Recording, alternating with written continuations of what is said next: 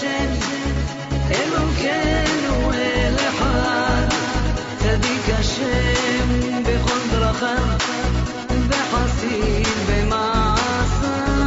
Shema Yisrael Hashem, Elokeinu El Echad, Avinu El HaMeyuchad. When you consider Hashem as a father, as a mother, He will be next to you.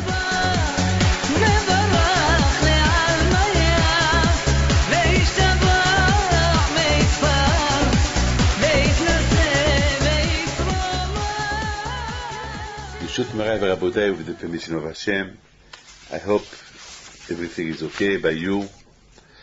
I would like to make a resume, to make it short, all the parashiot that we've been studying those weeks.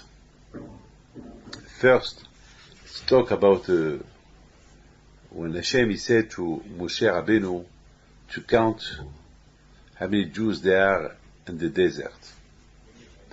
And we see that Hashem, He loves so much the Bnei Israel,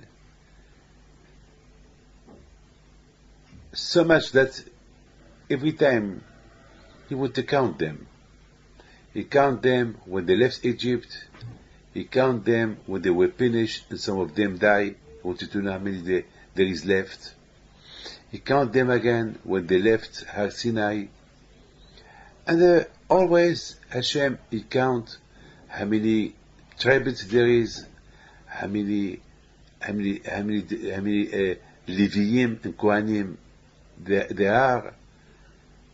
And the question is, what about today? Only in the desert the Jews been counted so many times, but we never saw. And what about today? I mean, if Hashem loved the Jews, so why there is not something that tell us that we have to count how many, like in the Shoah? In the Shoah we lost 6 million Jews. Why there is not a mitzvah to count how many there is left? No, we're not allowed. Only in the desert they be counted. According to Rashi, Rashi said that Hashem count the Jews bechol sha'ah, every hour. Every hour Hashem, He count them. It's amazing. It's amazing to be counted every hour. I don't know why there isn't to be counted every hour. And the Torah it said that Hashem count them when they left Egypt. Hashem count them when after they did the idolatry and they were punished. So some of them died. He count them, and then again He count them when they left the mountain of Sinai, and before they went to Eretz Israel, He count them again. So because Hashem loved them, He loved them. So do Hashem love them only in the desert? Only the desert are counted, not in Eretz Israel. When David HaMelech wanted to count the Jews, he was punished. More than 70,000 Jews died because of this. What about today? It's amazing. There is something special in the desert. On the desert, we did sacrifice. This kind of sacrifice that we're not allowed to do sacrifice outside Israel. But in the desert, they did sacrifice in the morning, in the evening. They did sacrifice in Kippur. They did everything. On the desert, they did Korban Pesach. As you know, that we're not allowed to do Korban Pesach outside Jerusalem. In the desert, they did Korban Pesach. It's amazing that in the desert, a lot of things happen, things that we're not allowed to do outside Israel. And in the desert, during those 40 years, they did a lot of things. What is incredible, it's that in the desert, something happened. Something happened. It said, Al Pei Hashem, נסעו ועל פי השם יחנו. You know, during 40 years on the desert, they did not stay in one place all the time. Always they were traveling from place to place.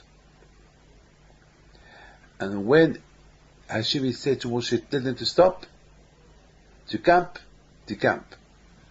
Travel, quick they travel. Sometimes they arrive in the evening and they have to unpack, all their belonging. And then a few hours later, Hashem said to Moshe Rabbeinu, let's go. And they have to pack up all the luggage, all the baggage. It's terrible. It's not easy. It's not easy.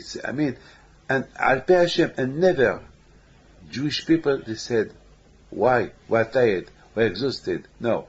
Al Pi Hashem, with the orders of Hashem, they will travel in the desert, and with the orders of Hashem, they will camp. Don't forget, there were many children, a lot of people, millions of people, maybe 10 million people, a lot of children there. And it's incredible what happened. What happened? Why? Why all this? And we never saw a Jew complaining. And don't forget that it's not easy.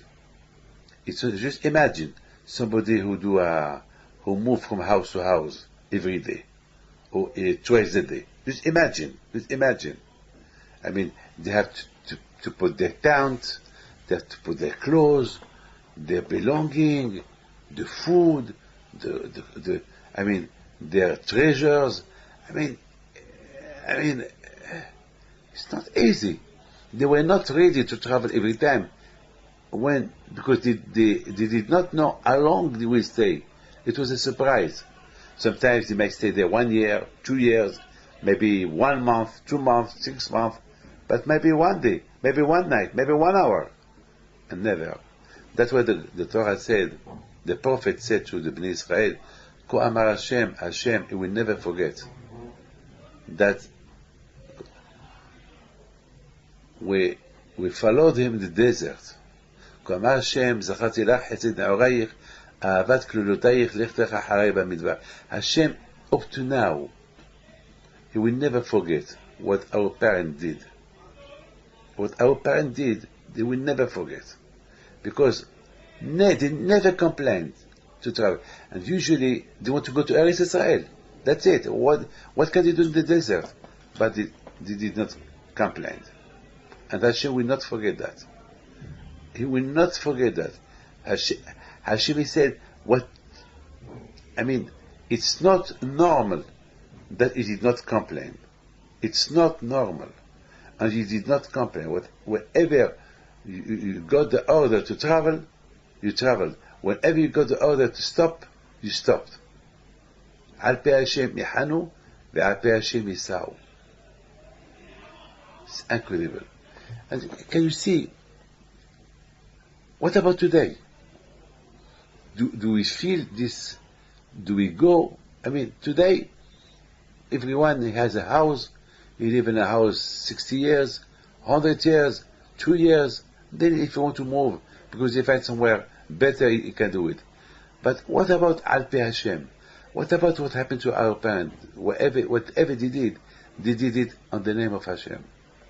They travel with the name of Hashem, with the order of Hashem, and they stop with the order of Hashem. So we have a lot of questions here. It's like it seemed that the desert was, they did their things that did not happen today. I understand, we received the Torah in the desert.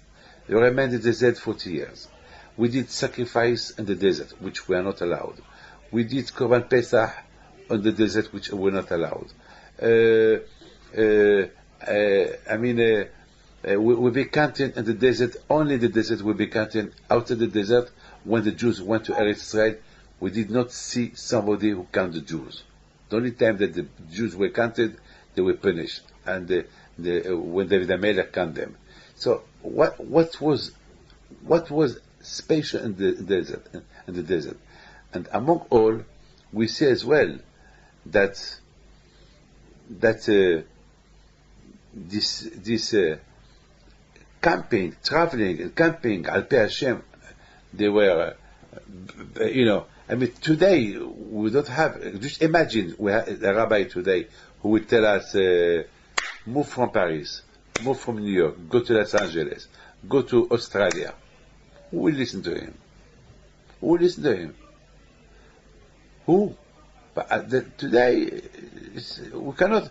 So why in the desert we had this inyan of being counted every day, every hour, being counted, traveling in the with order of Hashem all the time. What was special there?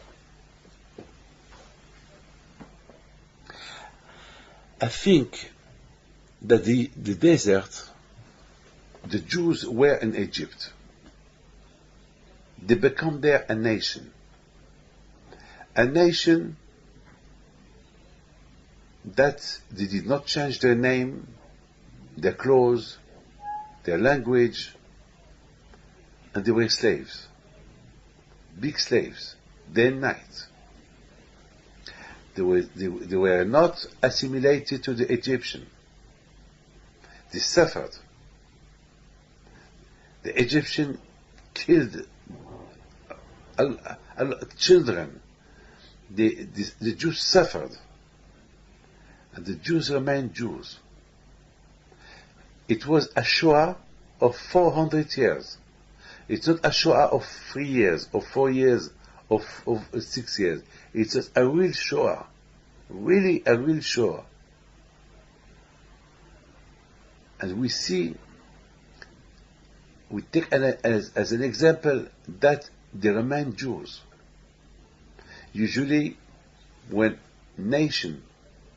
people, strange people, go to a strange country to live well there, he will assimilate to the country where he lives. So he become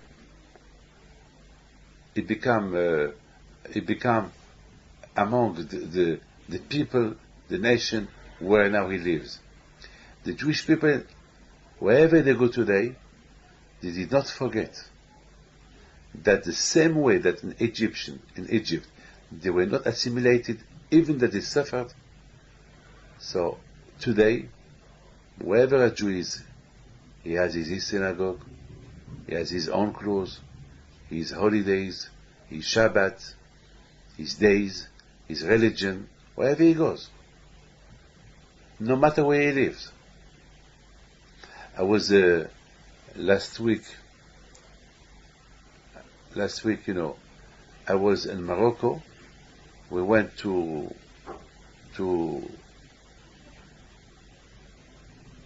pray some of the graves of tzaddikim, and I must tell you that the Arabs in Morocco, they respect. I mean, we lost our way, and we asked them, yes, the tzaddik, yes. The answer, they were so nice to us. They show us the way where to go. And even now, a lot of cemetery in Morocco, or a lot of countries in the world, they are respected by the people by the non-Jewish people who live around there. There is a respect. There is a respect. I mean, it's very important when you show that you respect your religion, other people, they will respect you. But when you show that you don't respect your religion, so it's a problem.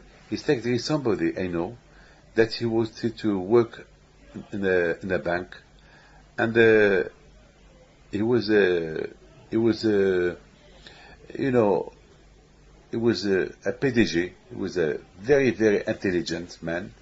So he find a bank that we can be their director. So the owner of the bank is not Jewish. And he told him, well, he will start after a few meetings. He told him that you will start on Monday. So on Monday, the boss of the bank, he came, and he saw that the new director, which he was Jewish, he was already, a lot of papers were on the table. So the director, the PDG, he told him, when did you came? He said, well, I came this morning. But all these papers, how all these papers, how you did? If you manage, all these papers are here. He said, no, I came to work on Saturday to prepare my work for Monday. I was here on Saturday, I was here yesterday. He said, you were here on Saturday, but Saturday is Shabbat. You are Jewish, on Saturday you're not supposed to work. He said, well, but I'm not religious. He said, well, if you're not religious, you don't believe in God, how can I trust you? If you don't trust your religion, how can I trust you? He fired him. I mean, even if it's not Jewish, he could understand how. I know one thing, in Iran, I heard this, that a lot of Jewish people in Iran, they did not respect no Shabbat, and the new government there in Iran, a few years ago, after the Shah of Iran he left his country, they told the Jewish community that if you are Jewish, you have to respect Shabbat. You have to respect your religion. It's not, otherwise, your place is not here. I mean, or you are Jewish or you're not Jewish. You see? And I have another story. And a lot of Jewish people today in Iran, a lot of Jewish Iranian Jews, they told me this, that a lot of Jews that never put tefillin on their life, they never respected Shabbat, and the Islamic government, he told them, you have to respect your religion, otherwise you cannot, you are not Jewish. They are right. And there is another beautiful story. Bemet, it was an amazing story that happened. And I'm sorry to tell you this, but this is the truth. This is the truth. A lot of sometimes it was a meeting between some big directors of big companies that they wanted to join the companies, and there was there a Jewish among them. He was the boss of his company. So they wanted to, and if they put the three companies together, so things could be, they could make a lot of money. Could be to put in the market, it could be a fantastic. So where they were having the meeting, and the one who organized the meeting, he knew that there is a Jew there, so he prepared him a kosher food, a real kosher food with a supervisor, everything. And then when they started eating, the Jewish, he said, why you eat steaks and you bring me this gefilte fish, this, he said, because you are Jewish. He said, no, I want to eat like you. So when he said that, one of the biggest director or boss of one of his company, he stand up and he said, well, I don't want to do business with you because we're not Jewish. We eat what we are allowed to eat. But you, as a Jew, I know a lot of Jewish people, when I invite them, I prepare them Jewish kosher food. And you ignore the kosher food. I cannot. If you don't trust your God, if you don't trust your religion, how can I trust you? This is very important to know, that the non-Jewish people, they respect us when we respect our religions. It's not like some people said. I would like just to tell you this. One of the very well-known people in France, I'm not allowed to say his name. I'm not allowed. Very, very, very, very well-known in France. And he lost his family in the Shoah. And then you know what happened? Then he married a non-Jewish girl, and he told her, I don't want that people knows that I am Jewish. But his name was Cohen. That means, but he lived like a non-Jew. No mezuzah, no kosher, nothing. No synagogue, nothing. No kippur, nothing. And then he had only one boy. And this boy, I saw him a few weeks ago. He is about 60 years old. And he's not married. And he came to tell me that my father now wanted to get to marry a Jewish girl. All the time he didn't want me to marry a Jewish girl. And now he tell me, I told him, but you are not Jewish. He said, yes, I know, but I don't know what to do with my father. On one hand, he married a non-Jewish girl, so I am not Jewish. And now he wants me to marry a Jewish girl. Now that he sees that the Jewish people are free and they live their life and everything is okay in France and America, now he decided, but I'm 60 years old. Who's going to marry me? And how can I have children? It's impossible. You see, it's a story. But I told you, but I don't understand. Your father, he didn't want you to marry a Jewish girl, but he kept his Jewish name. So it's like living in contradiction. I mean, how can you imagine this? My friend, Hashem, he wanted to train the Jews in the desert during 40 years. The desert was like a house, like a yeshiva, like a house of God. During those 40 years, listen to this, 40 years the Jews, they were surrounded with 7 clouds to protect them from the sun, from the cold. They were like a family. There were 12 tribes, few million of Jews, each family with its own tribute, with their own synagogue, with their own siddur, with their own minhag. Each tribe with his own flag. There were like 12 families. And Hashem trained them. He trained them that they cannot do a move without his permission. And from there, it's like a baby. A baby, you teach him how to walk. Once you teach him how to walk, he walks. He becomes autonomous. He can go. He can cross the road. He can cross the street. He can fly. He can do anything he wants. He can climb a tree. As long as a baby, we watch him. When a baby is a baby, we give him food, liquid food. And from month to month, we change the food. And then we give him to eat, then soup.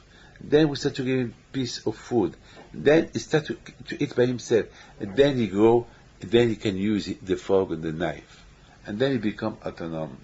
The same to teach a baby how to talk, how to learn, how to read, how to write, etc., etc. So Hashem in the desert, the desert was like a house. He trained them. It's like they were all together. They did not need nothing. They were like babies. They had food every day coming from the Shamayim. They had water ready. They were protected. No one could do a war against them. All the nations of the world, they were amazing. But those people, how they live in the desert. And they live only according to the orders of Hashem, how they move, how they camp, how they travel, how they eat, whatever they need, they get it. Once, it was like a Bet HaMikdash. It was like This is the reason why he trained them to do sacrifice there.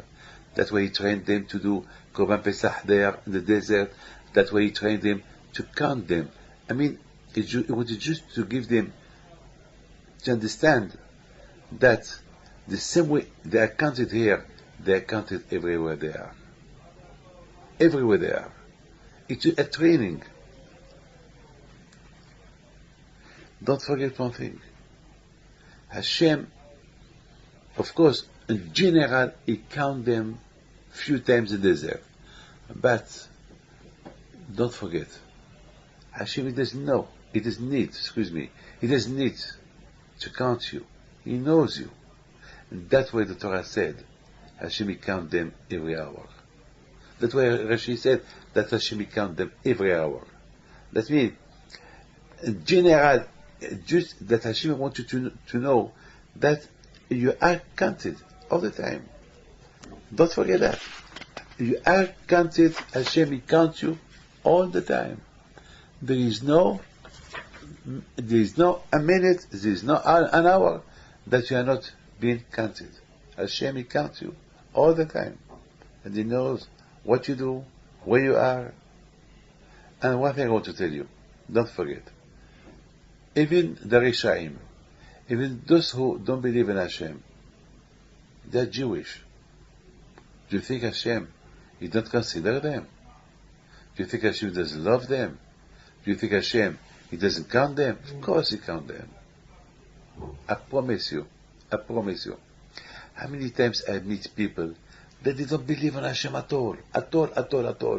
They are far away from religion. And they are nice people. And then we start to talk. At the beginning, they don't believe. At the beginning, they're aggressive. But I start to meet them. And after a few times, we become friends. And sometimes they change their mind. They said, well, Rabbi, I did not know all this before. Thank you for letting me know. Just 1 minute. If Hashem did love them, why he let them alive? Because Hashem will give them chance. Hashem will give them chance. There is a chance, maybe. As long as a man is alive, he has a chance. Look, I would like just to tell you this. In the Parsha of Be'alotcha, Hashem said to Moshe Rabbeinu that all the princes of Israel, they should have a sacrifice for the inauguration of the temple. This famous tabernacle that was made in the desert. And Hashem asked to Moshe Rabbeinu, the day of the inauguration, that each day it will be detected to a tribe. Reuven, Shimon, Yehuda, Issachar. The first was Yehuda. The inauguration. Because, so that Hashem, he will not make them jealous. So all of them, each one has his own day. Hashem decided that each one, he has his own day. To do the inauguration of the temple. Hashem wanted to teach the Jews, that Jewish people, because we could think the Mishkan, the Beit HaMikdash, it belonged only to the Kohanim, because only the Kohanim worked there. So Hashem wanted to give the Jews a participation. That's why Hashem he invited only the 12 tribes. He did not invite the tribe of Levi for the inauguration of the temple, because the tribe of Levi, they are there all the time. So Hashem he invited only the 12 tribes. Each day, one tribute. Each day, a tribute, to bring a sacrifice. That was fantastic. It was a big joy, a big simcha, a big happiness. The Gemara said, the day of the inauguration of the temple, Hashem was so happy, because Hashem said, now I'm going to live with the Jews. Now I have to leave the Shammai in the sky and to live down there in the earth. It's amazing. It's amazing. So Hashem invited the 12 tribes of the Bnei Israel. And as I told you, the first tribe who did the sacrifice was Yehuda.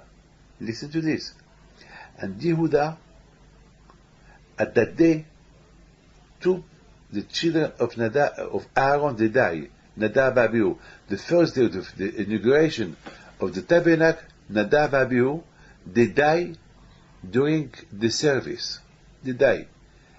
And they cried, the Jews cried, because and they buried them that day. And then after quick, back to joy, back to I couldn't believe that. It's hard for me to believe. And there is a joy. Hashem, he appeared in the Beit HaMikdash.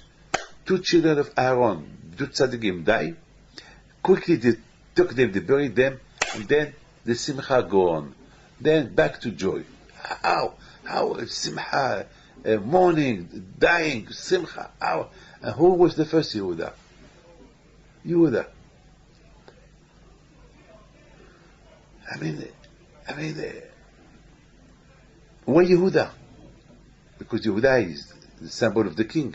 Because Yehuda is Yehuda. Okay. But why not Issachar, the symbol of the Torah? I don't know. Why not Ephraim, the symbol of Yehoshua ben Nun? I don't know. Why Yehuda? Yehuda is from the word Hoda'ah. I agree. Ani modé. I admit. To admit.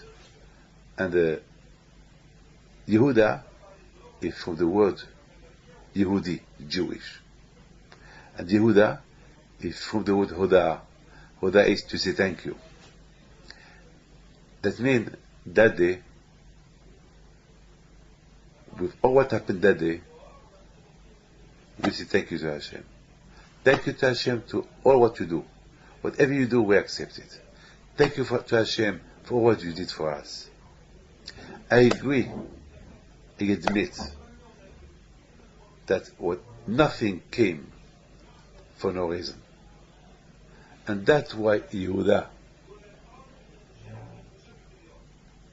was the first one to sacrifice on the day, on the first day of the inauguration. Now, something happened that Aaron, from the tribe of Levi, he was not happy. He was unhappy because he said, why I was not invited? Why everybody was invited, I was not invited? I mean, okay, Hashem, he wanted to invite the Jews to participate for the inauguration of the temple, so they can feel that they have a part of the Beit HaMikdash, so that the Kohanim will not say, we are the boss of the Beit HaMikdash. No, you are the boss, you are for the service of the Beit HaMikdash, but we have as well a participation. It's for us to inaugurate the temple, because the temple is for us. So because it's for us, so it's us to inaugurate the temple. That was the reason of Hashem. But it's like it seemed like Aaron, he was not happy. It seemed like Aaron, he was not happy. He was hal shadateh. He was so sad, so bad. Why I was not invited, me as well, to inaugurate the temple? Of course, I am in charge of the Beit HaMikdash with all the tribes of Levi, but still, I would like to be here.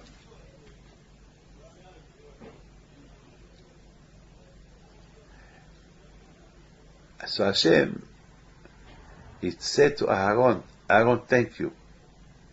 Aaron, I see that you are fabulous, you are fantastic. I see that always you, Aaron, you search to do mitzvot. Any mitzvah that could make you approach Hashem, you want to do it. Thank you, Aaron. So I will give you a mitzvah that you will do every day, to light the candles in the menorah, to light the menorah in the Beit HaMikdash. That you will do it every day. The 12 tribes, who represent the 12 Shvatim, they did the inauguration only once for their life. But the mitzvah I give you, to light the menorah, it's every day. It belongs to you. Okay. I heard a beautiful question on Shabbat during the table dinner.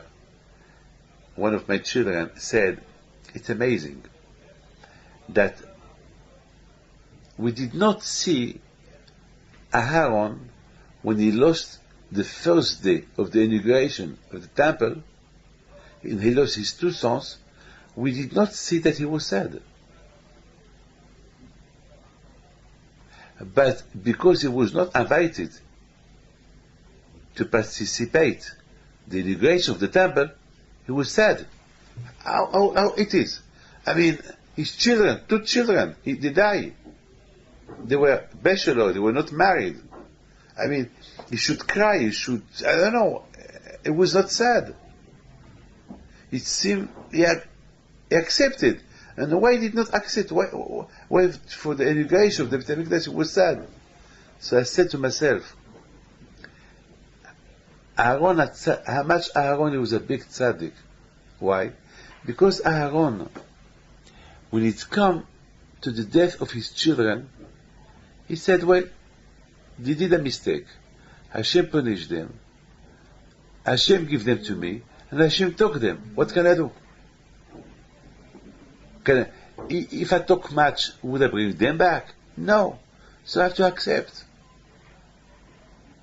But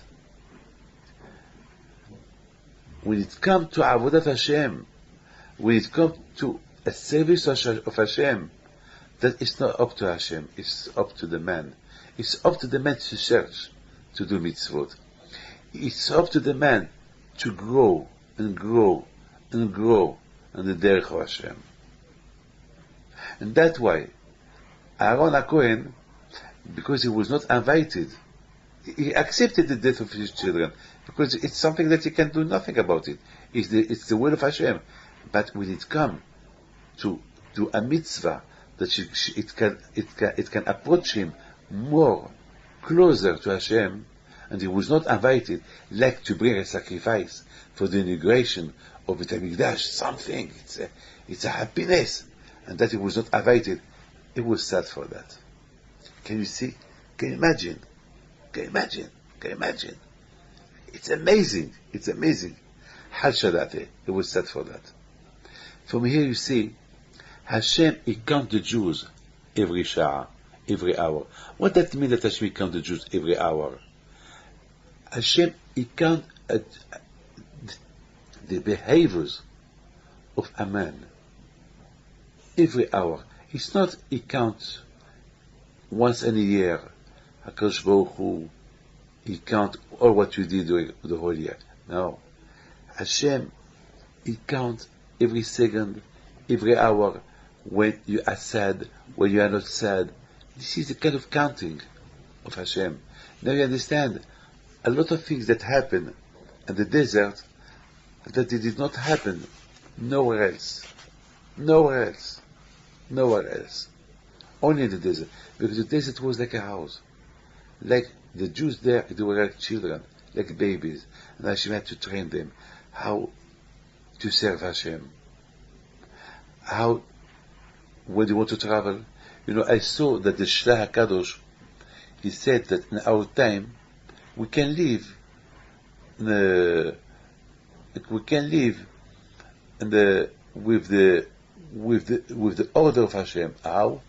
It's like when you want to travel, you say, well, Be'ezat Hashem, with the help of Hashem, I'm going to travel. That means it's not you who decide if I want to travel or not. Once I arrive, so Baruch Hashem, I arrived well. Baruch Hashem. That means if Hashem didn't want me to arrive well, I will not arrive well. So when I arrive, it's because Hashem wanted to arrive. So that means even today, when you use all the time Be'ezat Hashem, with the help of Hashem, Hashem, that means whatever you do, you associate Hashem, whatever you do. A lot of times we want to do something and then we don't do it, because Hashem didn't want us to do it. A lot of times people decide to live somewhere, they buy the house, and then they don't live there, because Hashem didn't want you to live there. So you see, even today, everything, it's going on from the hand of Hashem. Always Hashem decide. So, for me, all what happened in the desert, it was like to train the Jews for the time that they will go to Eretz Israel. Because once they will go to Eretz Israel, there they will become autonomous. That's it. There they will become autonomous. I would like just to tell you, to finish this, and I would like just to finish with this. And the beautiful parasha of Nassau, there is there Aaron HaKohen, when he blessed the Jews. Hashem said to Aaron, "Kol tevarechu et bnei Israel, emor lahem v'achei Hashem yishmerecha." The Kohanim, they have the title to bless the Jews. So usually the Kohanim, they must bless the Jews, and to bless them, they should not have any enemy among the Jews that they bless, because it's impossible to bless them if he doesn't like them. So it's very important that the Kohen, when he go and bless the Jews, he must make sure that he has nothing bad against them. But look what Ben Ish Chai said. Ben Ish Chai said, if we count the blessing of the Bekerat Kohanim, we'll see this. There is 15 letters. Yibarecha Hashem v'yishmerecha, Ya'er Hashem panav elecha v'yochineka, Yisa Hashem panav elecha v'yasem lecha shalom. 15 letters. And he said this. He said there is in the hand there is 14 prakim in the hands. 14 prakim. And the 14 prakim, because the Kohen, he used his hand, and there is 14 prakim in the hand. And he said this. Those 14 prakim is 14 members in the hand. And he said, we have 14 dinners every day, every week. We have 2 dinners Sunday, Monday, Tuesday, Wednesday, Thursday, Friday, Shabbat. But on Shabbat, so it's 2 dinners a day. It's 14. That means when the Kohen gives the bracha, he gives us the bracha, so we'll have parnasa. It's for the parnasa. That Hashem will give us good parnasa, health, etc., etc. But on Shabbat, there is 3 seudot. So that means there is 15 altogether. Shalom. That means the real shalom, the real peace came on Shabbat. So that means for the Kohanim, they bless the Jews all week, that we will have the 2 parnasa, we will have the 2 seudot, 2 meals a day. But on Shabbat, that there is 3 meals, so it's 15. So that means there is altogether 15 meals. So that's why the word so I was thinking that's why on Shabbat we say Shabbat Shalom, good Shabbos. Why we say Shabbat Shalom? Because the Shalom we use it on Shabbat. Because on Shabbat there is 3 meals, so now we have accomplished 15 letters of the Bekerat Kohanim. It's amazing. That means that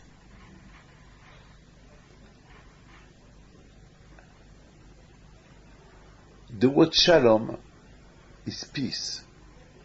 And Baruch Hashem, on Shabbat there is peace. On Shabbat we don't work.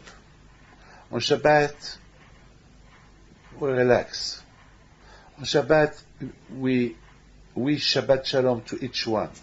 What we do during all week. That's why we use the Shabbat only on Shabbos. That's why we use the word Shalom only on Shabbos. We have 15 letters and the blessing of the Kohanim. And 14 letters, we use them during the whole week. But we don't use the word Shalom during the week. Because on Shalom we have no time. Everyone is in a rush. But on Shabbat, we're not in a rush. On Shabbat, we're relaxed. Shabbat is Shalom. So on Shabbat, really, we have the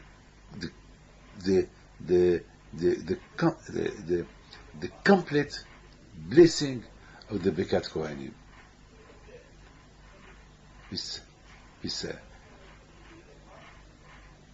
יברכך השם וישמרך, יאר השם פניו אליך ויחונך, יישא השם פניו אליך וישם לך שלום. So on Shalom, on Shabbos, we have 3 meals. It's an extra meal. Abraham, Yitzhak, Yaakov. We use these 3 seudot for Abraham, Yitzhak, Yaakov. It's incredible. That means Hashem knew that we cannot get the blessing of the 15 letters each day, because each day we have something where the shalom, it's impossible. So 15, 14 is yad. Yad is the hand. But on Shabbos we touch the hand. Shabbat shalom, peace.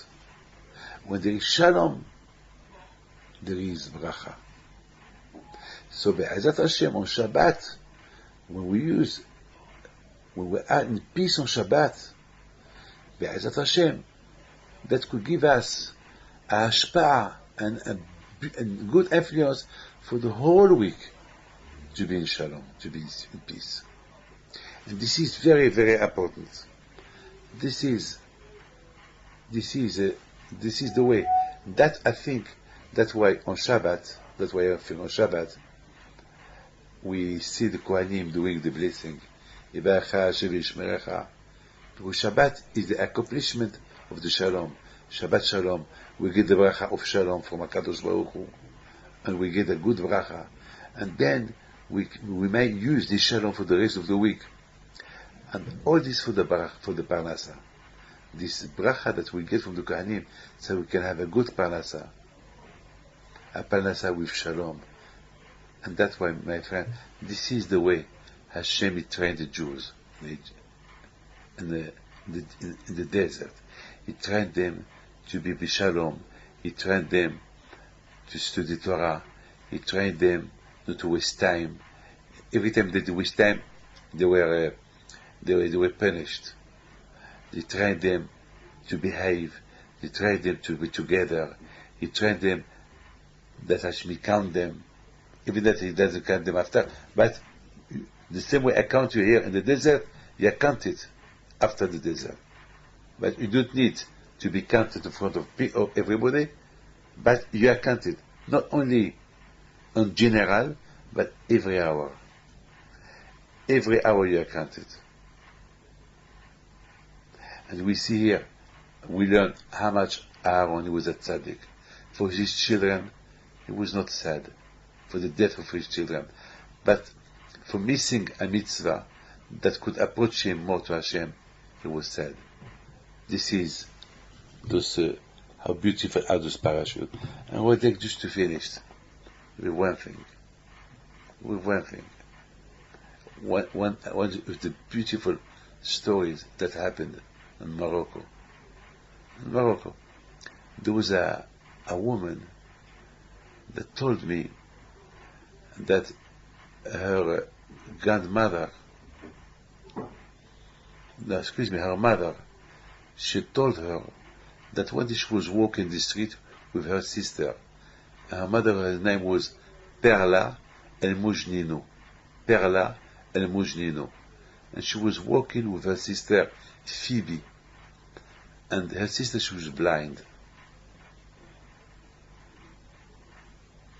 And the Rabbi Chaim Pinto was walking, and Perla El Mujnino said to his sister, "Can you wait?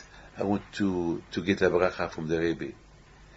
And she ran to Rabbi Chaim Pinto to receive a bracha. And Rabbi Chaim Pinto, he told her, "You have a sister that she's blind? She don't see?" She said, "Yes." "Take me to see her." and she took Rabbi Chaim Pinto to the place where her sister she was waiting. And Rabbi Chaim Pinto, he put his hand on the eyes of Phoebe, the sister, and he told her, Be'ezat Hashem, in a few days you will see. She was blind. She was born blind, my friend.